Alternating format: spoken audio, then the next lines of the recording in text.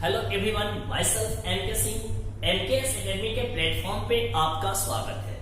आज के इस वीडियो सेशन में हम लोग एक नया चैप्टर को लेकर आए हैं, ऑर्गेनिक से स्टैंडर्ड 12 के लिए aldehyde, ketone and carboxylic acid. आज हम लोग बात करेंगे कि aldehyde, ketone and carboxylic acid क्या होते हैं। ठीक है, उससे पहले हम एक टर्म डिफाइन कर रहे हैं आपके लिए, carbonyl compound. Carbonyl compound is what? तो कार्बोनाइल कंपाउंड को पहचानने के लिए आपको एक ग्रुप पहचानना पड़ेगा, C double bond O group को पहचानना होगा। वैसे ऑर्गेनिक कंपाउंड जिसमें C double bond O group पाए जाते हैं, वैसे कंपाउंड को हम लोग क्या बोलते हैं? कार्बोनाइल कंपाउंड बोलते हैं। यानी कि compound containing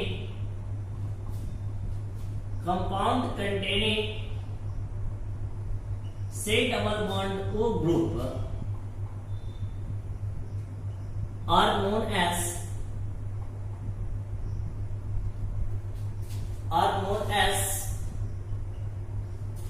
carbonyl compound. Clear? यानी कि वैसे कंपाउंड जिसमें C double bond O group पाए जाते हैं, वैसे कंपाउंड को हम लोग क्या बोलते हैं? कार्बोनाइल कंपाउंड बोलते हैं।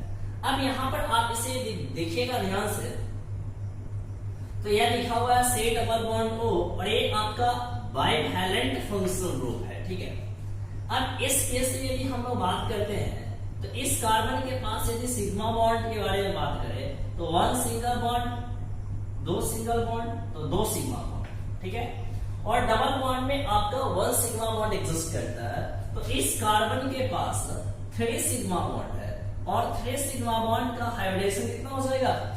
sp2 हो जाएगा। क्लियर?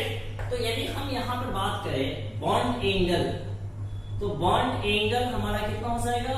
120 डिग्री हो जाएगा। अब यहाँ पर एक और खास बात आप याद रख सकते हैं, यदि हम बात करें क्या चीज के बारे में? बॉन्ड लेंथ के बारे में। Bond length of carbon double bond oxygen, तो यह होता है आपका 1.23 एंगस्ट्रॉम। क्लियर? तो ये है आपका कार्बोनाइल कंपाउंड और इसके कुछ पॉइंट्स। क्लियर? अब यहां से हम लोग जो बात करने वाले हैं, कार्बोनाइल कंपाउंड को क्लासिफाई करने वाले हैं। तो कार्बोनाइल कंपाउंड को हम लोग बेसिकली 2 पार्ट्स में क्लासिफाई करते हैं। फर्स्ट आपका प्योर कार्बोनाइल कंपाउंड होता है, सेकंड इम्प्योर कार्बोनाइल कंपाउंड होता है। ठीक है, तो हम लोग अभी जो बात करने जा रहे हैं, सबसे पहला वो बात करेंगे हम लोग किसके बारे में? प्योर कार्बोनाइल कंपाउंड के बारे में। क्लियर? यहां पर हम लोग हेडिंग बनाते हैं pure carbonyl compound. Pure carbonyl compound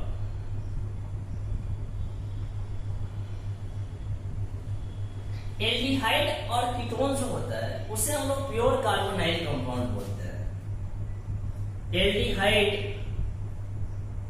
and ketone are pure carbonyl compound. Pure carbonyl compound. उसके बाद जैसे कि आपका कार्बोक्सिलिक एसिड हो गया, तो उसको हम लोग इम्प्योर कार्बोनाइल कंपाउंड में रखते हैं। फिर यानी कार्बोक्सिलिक एसिड से जो भी ड्राइव किए जाते हैं, जैसे कि आपका एस्टर हो गया, एसिड क्लोराइड हो गया, एमाइड हो गया, ये सब को हम लोग डेरिवेटिव्स और कार्बोक्सिलिक एसिड में रखते हैं। तो ये सब भी आपके कार्बोनाइल कंपाउंड ही है, लेकिन ये सब डेरिवेटिव्स कहे जाते हैं। जब भी आपसे बात किया जाएगा कि प्योर कार्बोनाइल कंपाउंड कौन कौन होते हैं, तो आपका आंसर क्या होना चाहिए? Aldehyde and ketone, pure carbonyl compound. आज की इस वीडियो सेशन में हम लोग बेसिक इंट्रोडक्शन देखेंगे किसके बारे में? एल्डिहाइड, कीटोन और कार्बोक्सिलिक एसिड के बारे में। इसके बेसिक इंट्रोडक्शन पे ही आज हम लोग बात करने वाले हैं। क्लियर? चलिए हम लोग सबसे पहला हेडिंग बनाते हैं aldehyde.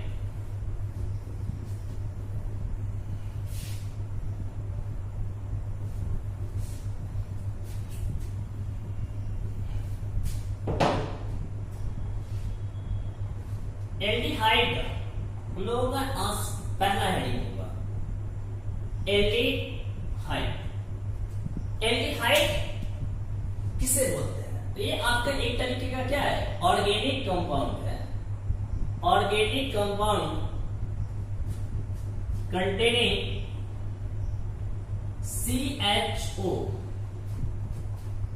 group are known as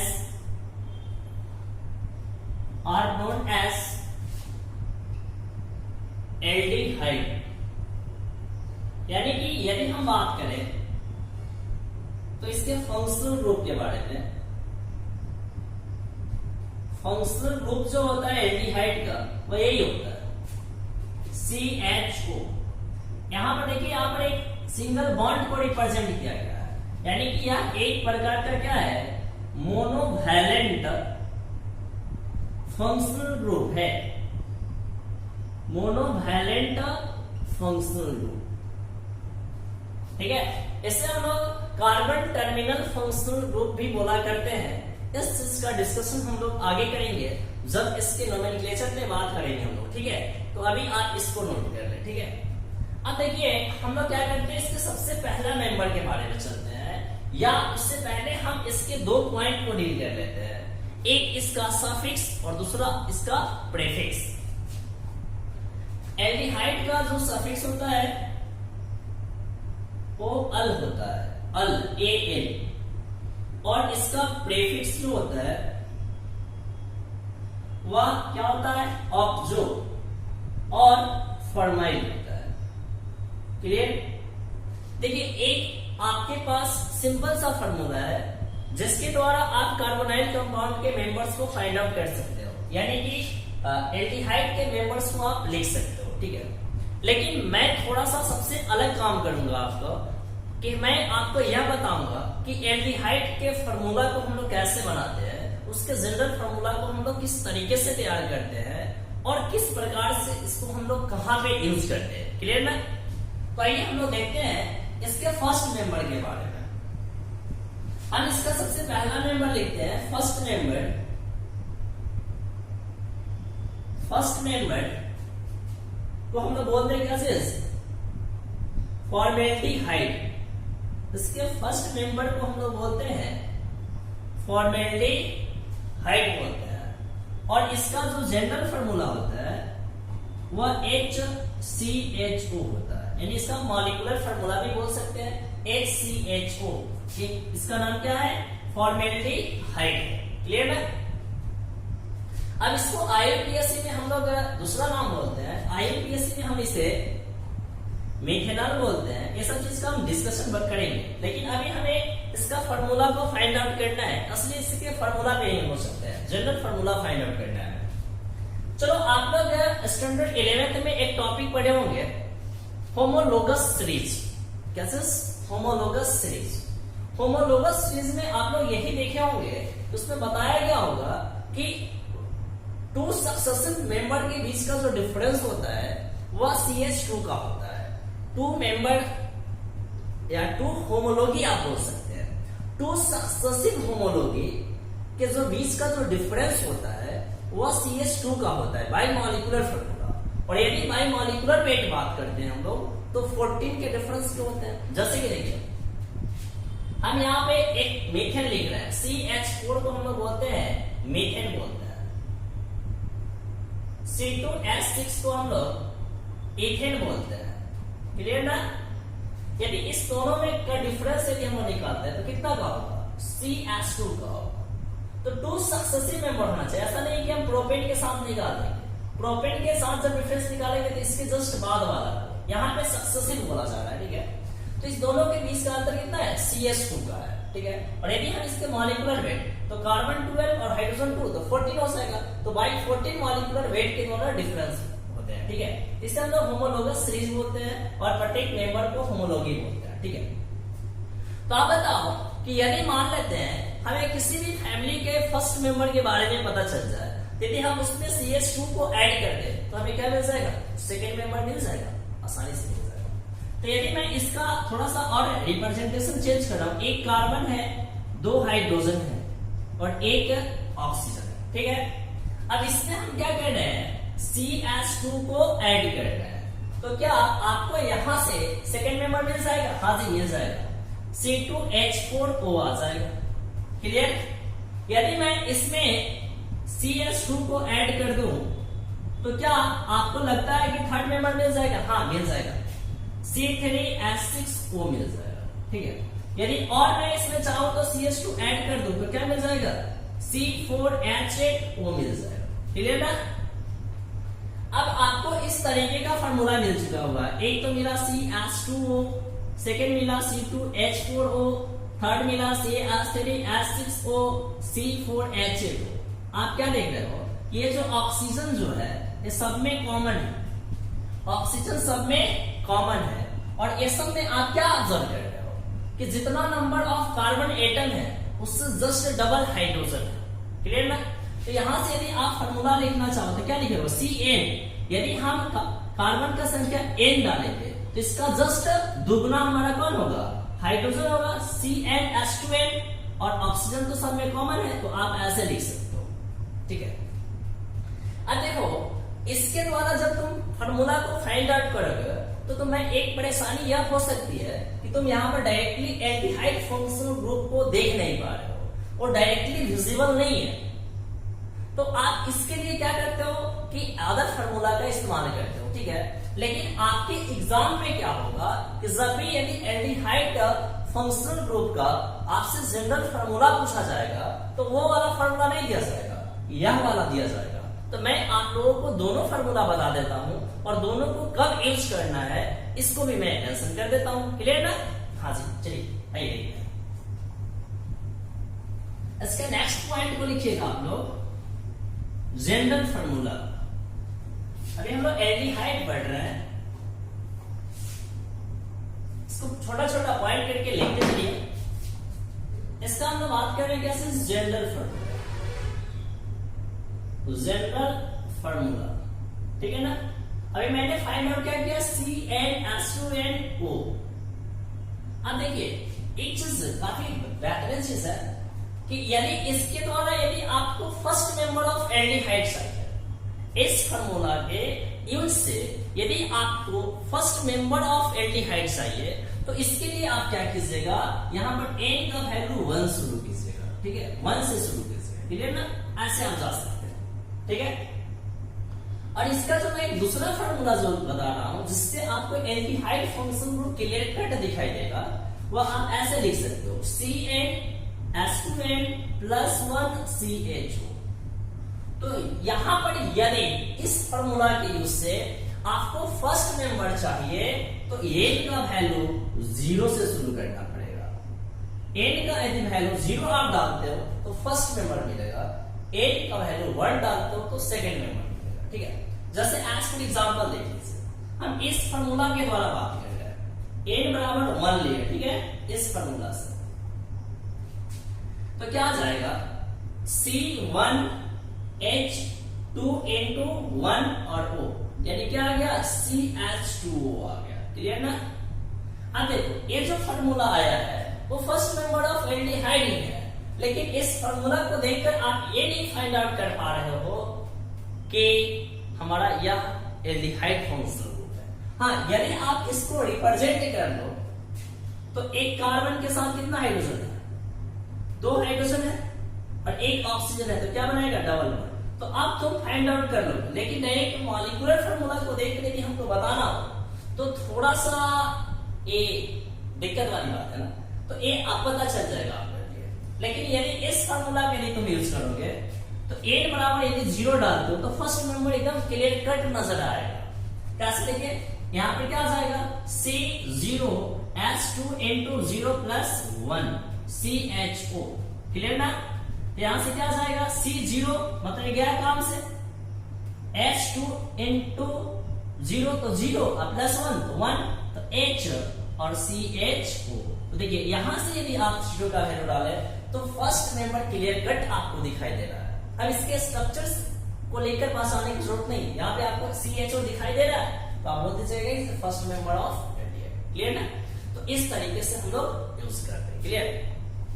अब मैं इसका कॉमन नेम 5 तक बता देता हूं, क्योंकि ये 5 तक आपके लिए काफी ज्यादा इंपॉर्टेंट है। ठीक है, कॉमन नेम भी बता देता हूं और आईपीएससी में नेम आपको मैं बता देता हूं। क्लियर ना? चलिए स्टार्ट करते हैं हम लोग। फर्स्ट मेंबर से शुरू करते हैं हम लोग। यदि हम यहां पर लिखते हैं फर्स्ट मेंबर के लिए HCHO, तो इसका कॉमन नेम जो होता है और क्या होता है, CN का मतलब है कॉमन नेम, इसको हम लोग बोलते हैं फॉर्मेल्डिहाइड बोला करता है। और इसका यदि हम लोग IUPAC नेम लिखे, IN का मतलब यहां पर है IUPAC नेम, तो क्या हो जाएगा, एक कार्बन के लिए मेथ, सिंगल बॉन्ड AN और इसका सफिक्स अल, तो मीथेनॉल लिख देंगे।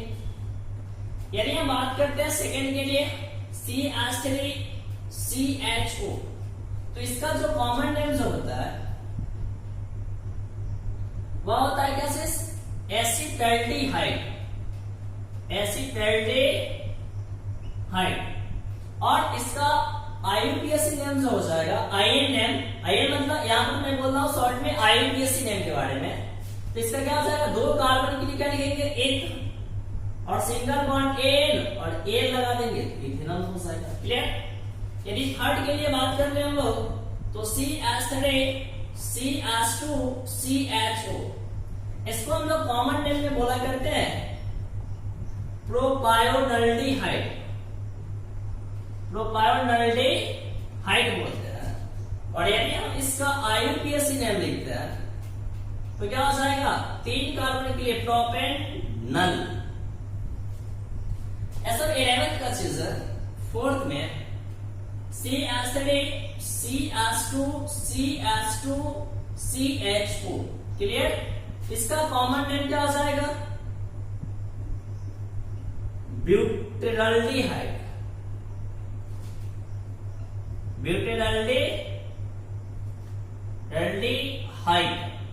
ठीक है। और इसका IUPAC नेम जो हो जाएगा वो क्या होगा, ब्यूटेनल। क्लियर? यदि हम फिफ्थ नंबर की बात करें तो CH3 CH2 CH2 CH2 CHO, यहां पर क्या हो जाएगा आपका इसका कॉमन नेम, इसको बोलते हैं वैलेडिक एसिड, सॉरी वैलेडिहाइड। और इसका ये तो कॉमन नेम हो गया। IUPAC नेम यदि लिखना चाहे इसका तो क्या लिखेंगे, पेंटेनल। क्लियर? तो ये 5 तक आप लोग कम से कम याद रखिएगा। क्लियर? चलिए इसको फास्ट नोट करें आप लोग।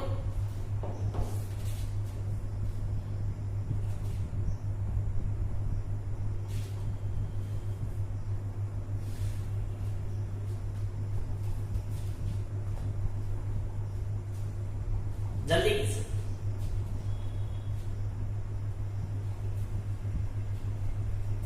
नेक्स्ट इसमें हम लोग थोड़ा सा और आगे बढ़ते हैं, इसके कुछ और नोमेनक्लेचर पे काम कर लेते हैं हम लोग। जैसे देखिएगा, काफी अच्छा चीज मैं आपके लिए लेकर आ रहा हूं। मान लेते हैं कि ऐसा चीज लिखा हुआ है, ठीक है, CH3 CH2 CHOH और CHO लिखा हुआ है, ठीक है। इसका हमें क्या करना है, IUPAC नेम लिखना है। तो सबसे पहले यहाँ पर क्या करना होगा कि आपको कार्बन चेन सेलेक्ट करना पड़ेगा। क्लियर? तो यहाँ पर देखिए ये सब कार्बन टर्मिनल फंक्शनल ग्रुप है, तो ये सब फंक्शनल ग्रुप में कार्बन है, तो ये सब कार्बन को चेन में निश्चित रूप से हम लोग क्या करेंगे, कंसीडर करेंगे। अब नंबरिंग की बात आएगी तो हम लोग इस फंक्शनल ग्रुप वाले कार्बन को ही सबसे लोएस्ट नंबर देंगे। तो 1 2 3 और 4। अब देखिए यहाँ पर यह मेरा क्या है, फंक्शनल ग्रुप है, लेकिन इस दोनों के देखिएगा यदि आप सिमिलरिटी टेबल में, तो यह आपका सीनियर फंक्शनल ग्रुप है, तो यह आपका क्या हो जाएगा, मेन फंक्शनल ग्रुप हो जाएगा, मेन फंक्शनल ग्रुप। लेकिन यदि हम इसके बारे में बात कर ले तो यह हमारा क्या कहलाएगा, अब यहाँ पे सब्स्टिट्यूएंट्स कहलाएगा। और सब्स्टिट्यूएंट्स के लिए हम लोग क्या लिखते हैं, प्रेफिक्स लिखते हैं, और मेन फंक्शन ग्रुप के लिए हम लोग क्या लिखते हैं, सफिक्स लिखते हैं। तो इस एल्डिहाइड का सफिक्स अल होता है और इस अल्कोहल का प्रेफिक्स हाइड्रोक्सी होता है। और सब्स्टिट्यूएंट्स को हमेशा हम लोग रूट वर्ड से पहले लिखा करते हैं। तो चलिए क्या लिखते हैं, 2 पे क्या है मेरा, हाइड्रोक्सी। तो 2 हाइड्रोक्सी 1 2 3 4 कार्बन के लिए रूट वर्ड ब्यूटा, और कार्बन कार्बन कैसा बॉन्ड है, सिंगल बॉन्ड ANE, और CHO का सफिक्स अल। यदि फंक्शन ग्रुप की संख्या 1 हो तो इसमें यदि आने वाला जो हो वावेल से स्टार्ट हो तो इस E को हम लोग क्या कर देते हैं, रिप्लेस कर देते हैं अल के द्वारा, ब्यूटेनल। इसका यह करेक्ट IUPAC नेम हो गया। क्लियर। ऐसा कभी कभी क्वेश्चन आपके एग्जाम में पूछे जाते हैं, ठीक है, इसको आप लोग थोड़ा सा ध्यान से देखिएगा। जैसे कि मैं यहाँ पर लिखूं CH3 CH2 या OH कर दो यहाँ पे और CHO लिखो, इसका नाम क्या हो जाएगा, 1 2 3 2 हाइड्रोक्सी 3 कार्बन के लिए क्या लिख देंगे, प्रोपेन, और इसमें जोड़ देंगे अल। तो क्या हो जाएगा, 2 हाइड्रोक्सी प्रोपेनल हो गया। क्लियर। इसको आप लोग फास्ट कर। अब यहां से हम थोड़ा सा और आगे बढ़ते हैं और देखते हैं हम लोग कि एल्डिहाइड जो होता है वो 2 तरीके का होता है। बस अभी हम लोग इंट्रोडक्शन देख रहे हैं, इसी कारण से सब चीजों पे हम लोग डिस्कशन कर रहे हैं। एल्डिहाइड एक आपका होता है एलिफैटिक एल्डिहाइड, एलिफैटिक एल्डिहाइड, और दूसरा होता है एरोमेटिक एल्डिहाइड। यदि हम लोग बात करें एलिफैटिक एल्डिहाइड से, तो इसका जनरल रिप्रेजेंटेशन होता है RCHO, जहां पर यह मेरा अल्काइल ग्रुप होगा।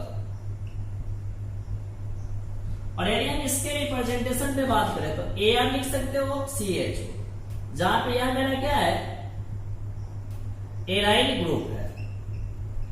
यानी कि आप इसको ऐसे भी रिप्रेजेंटेशन डाल सकते हो, CHO, ठीक है, या C6H5 CHO, ऐसे भी आप डाल सकते हो, ठीक है। इसको हम लोग बोलते हैं बेंजल्डिहाइड बोलते हैं। क्या बोलते हैं, बेंजल्डिहाइड। तो ये इसका सिंपल क्लासिफिकेशन है। जब आपका ऐसा ग्रुप रहेगा तो इसको एरोमेटिक एल्डिहाइड बोलेंगे, और सिंपल अल्काइल ग्रुप रहेगा तो क्या बोलेंगे, एलिफैटिक एल्डिहाइड बोलेंगे। क्लियर। तो इसमें आपका कुछ खास चीज नहीं, ठीक है। एक मैं आपको स्ट्रक्चर बता रहा हूं जिसका नाम आपको याद रखिएगा, इसका कॉमन नाम याद रखिएगा, कभी कभी इस्तेमाल किया जाएगा और इंपॉर्टेंट है, इसलिए मैं आपको बता रहा हूं।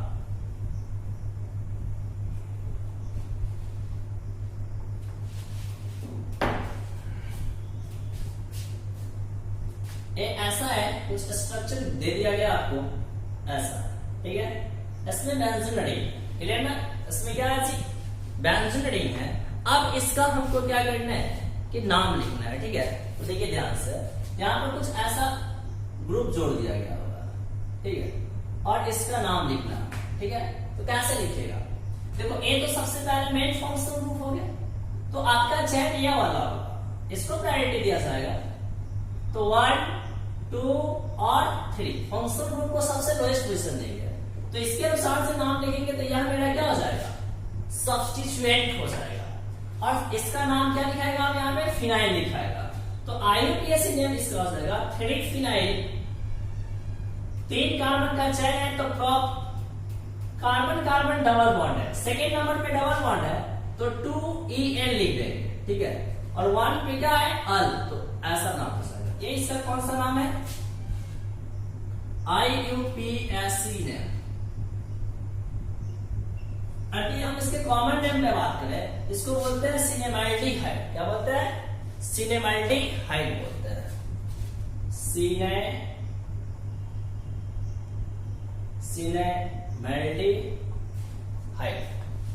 सिनेमाल्डिहाइड। क्लियर? तो इसको आप लोग याद रखिएगा, ठीक है।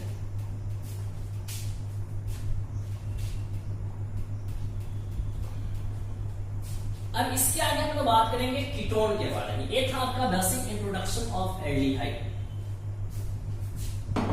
नेक्स्ट हम लोग बात करने जा रहे हैं कीटोन के बारे में। कीटोन किसको बोला करते हैं? तो वैसे ऑर्गेनिक कंपाउंड, ऑर्गेनिक या ऐसे भी लिख सकते हैं carbonyl compound, carbonyl compound containing C double bond O, यानी कि keto, keto functional group are known as ketone. Clear? ऐसा इसको हम लोग बोला करते हैं, ठीक है। इसका जो फंक्शनल ग्रुप हो गया, फंक्शनल ग्रुप, यह हो गया आपका C डबल बॉन्ड। इसको हम लोग बोला करते हैं बाइवैलेंट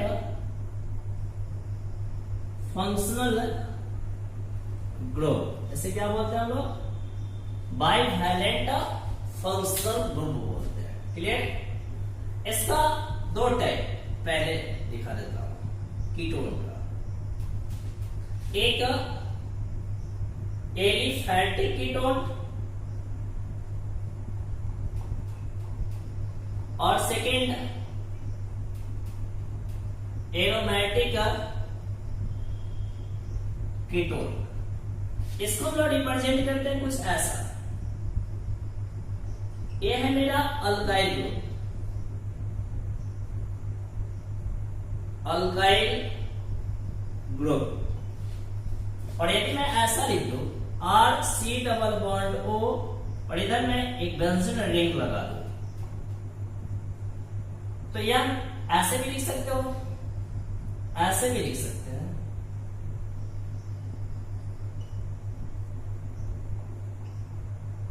यह हो जाएगा, ये सब किसी कैटेगरी में आएगा? एरोमेटिक कीटोन के कैटेगरी में आएगा, ठीक है। अब हम लोग इस पे थोड़ा सा और आगे चलते हैं और देखते हैं कीटोन को और भी तरीके से हम लोग क्लासिफाई करते हैं टू पार्ट्स में। एक होता है आपका सिमेट्रिकल कीटोन और दूसरा होता है आपका unsymmetrical ketone.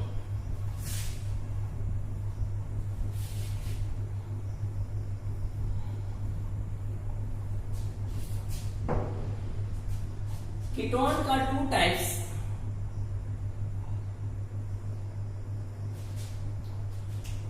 First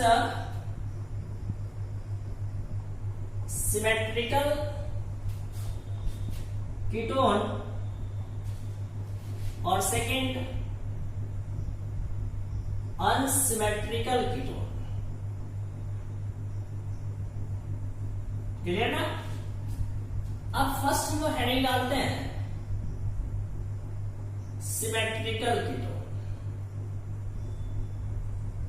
symmetrical ketone हम लोग किसको बोला करेंगे, ठीक है। तो आपको मैंने जस्ट अभी बताया कैसे कि कीटोन जो होता है वो बाइवैलेंट फंक्शनल ग्रुप होता है, मतलब कि उसके दो वैलेंसी होते हैं, दो ग्रुप उसके साथ क्या होगा, जुड़ेगा, ठीक है।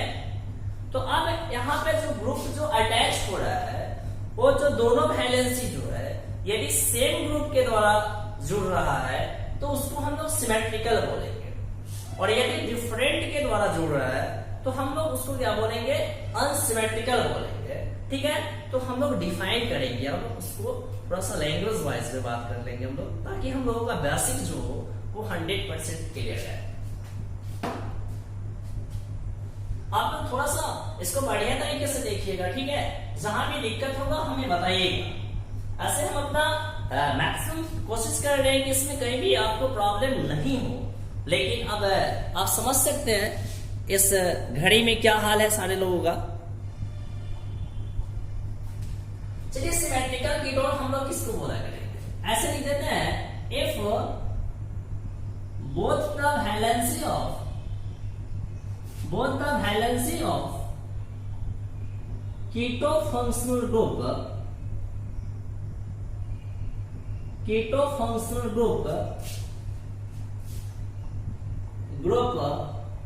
are satisfied by same group are known as symmetrical ketone। जैसे कि मान लेते हैं इसका एडी परसेंटेशन है, इसका दोनों वैलेंस है। मान लेते इधर मैं एक अल्काइल R1 लगाया, इधर R2 लगाया, तो if R1 is equal to क्या हो R2 हो, तो then this ketone are called, then this is symmetrical ketone. इससे हम लोग क्या बोला करेंगे, सिमेट्रिकल कीटोन बोला करेंगे। क्लियर। और यदि हम सेकेंड बात करते हैं अनसिमेट्रिकल कीटोन के बारे में, तो हम यहां से क्या लिख सकते हैं,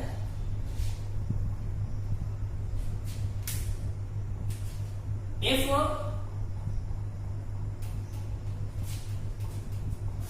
one second,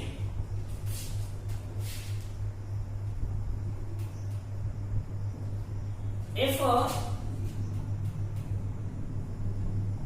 both the valency of keto functional group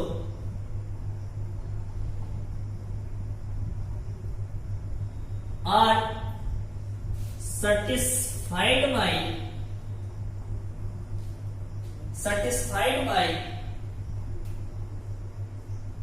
different group are known as unsymmetrical ketone। Clear. चलिए इसको थोड़ा सा हम लोग ऊपर वाले को रफ करते हैं।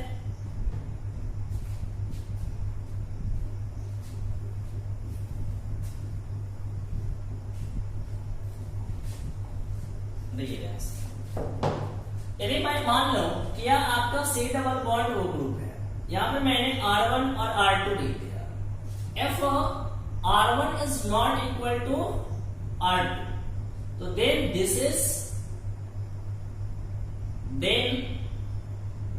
is unsymmetrical ketone। क्लियर। चलिए जैसे एग्जांपल देखते हैं हम लोग।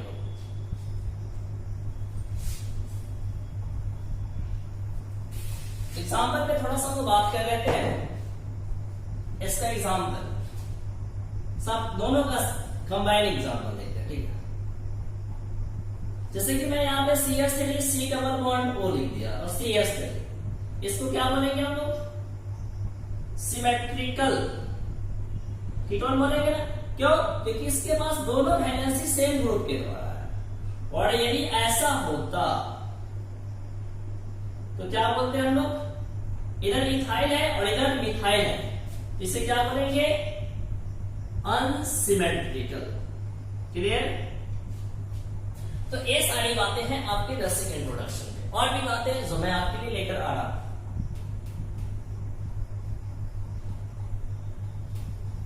लेकिन यहां से हम कीटोन के सफिक्स की बात कर ले।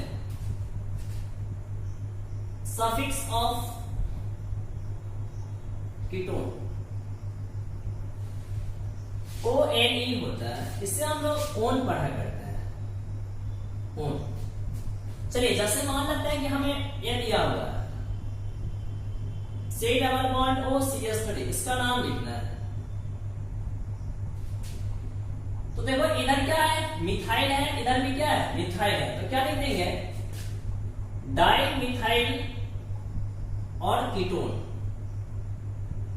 और यदि इसका IUPAC नेम लिखना हो तो 1 2 3 है, तो 3 कार्बन के लिए क्या लिखेंगे, प्रोप और कार्बन कार्बन कैसा बॉन्ड है, सिंगल बॉन्ड, तो ANE, और इसका सफिक्स ONE, और एक ग्रुप है तो ONE लगा देंगे तो प्रोपेनॉन हो जाएगा। और इसका एक और नाम काफी जो प्रचलित है उसको याद रखिएगा, इसी को हम लोग बोला करते हैं acetone. Clear? Second CH2 C double bond OCH3, यहाँ पे मिथाइल है और यहाँ पर क्या है, इथाइल है। तो हमेशा ध्यान में रखिएगा कि जो आपका अल्फाबेटिकली प्रेफर्ड अल्काइल ग्रुप होगा उसको हम लोग सबसे पहले लिखा करते हैं। तो क्या लिखेंगे, इथाइल मिथाइल कीटोन। और इसका आयोनिक एसिड है 1 2 3 4, इसका नाम क्या जाएगा, ब्यूटेन। यहां पर पोजीशन मेंशन कर भी सकते हो और नहीं भी कर सकते हो, क्योंकि यदि आप इस कीटो ग्रुप को यदि यहां भी लिखते तो फिर इधर से नंबरिंग स्टार्ट हो जाता। ठीक है, तो ये किसी भी तरीके से आप लिखिएगा तो सेम ही नाम आएगा, तो ब्यूटेन नॉन लिख सकते हैं आप। अब यहां से आगे जैसे ही बढ़ेंगे तो पोजीशन लिखना हमारे लिए क्या है, जरूरी है। जैसे कि मैंने यहां पर ऐसा लिख दिया CH2Cl, इथाइल है, इथाइल है, एसिमेट्रिकल कीटोन हो गया, तो क्या लिखेंगे, डाई इथाइल कीटोन। यदि इसका आयोनिक एसिड नाम लिखेंगे तो 1 2 3 4 5, तो पेंटेन कितना पे है कीटोन, 1 2 3, इधर से भी 3 पे और इधर से भी 1 2 3 पे, तो यहाँ पर 3 मेंशन करना जरूरी है। पेंटेन थ्रियोन क्यों जरूरी है, क्योंकि यदि हम इसी फार्मूला से एक और देखा दूं आपको, तो ये ऐसा बन सकता है, पोजीशन आइसोमेरिज्म इसका बन सकता है। ठीक है, अब इसका देखिए ना, ये अनसिमेट्रिकल कीटोन हो गया, methyl propyl, methyl propyl ketone बन गया। और यदि मैं इसका आयोनिक एसिड नेम लिखेंगे तो अब यहां पर कीटो ग्रुप कितना नंबर पे आएगा, 2 पे आएगा, तो पेंटेन 2ONE हम लोग लिख देंगे। ठीक है, तो यहां तक एक कीटोन का कहानी था। इसके आगे हम आपके लिए लेकर आएंगे इंट्रोडक्शन ऑफ कार्बोक्सिलिक एसिड। तो पहले इतना को आप लोग बहुत अच्छा तरीके से कंप्लीट कर ले, जहां पे दिक्कत आ रहा है वहां पे हमें बता दें। फिर यदि आज का यह वीडियो सेशन आपको अच्छा लगे तो लाइक कर दे, कमेंट कर दे और मेरे चैनल को सब्सक्राइब और शेयर जरूर कर दे। Thanks everyone.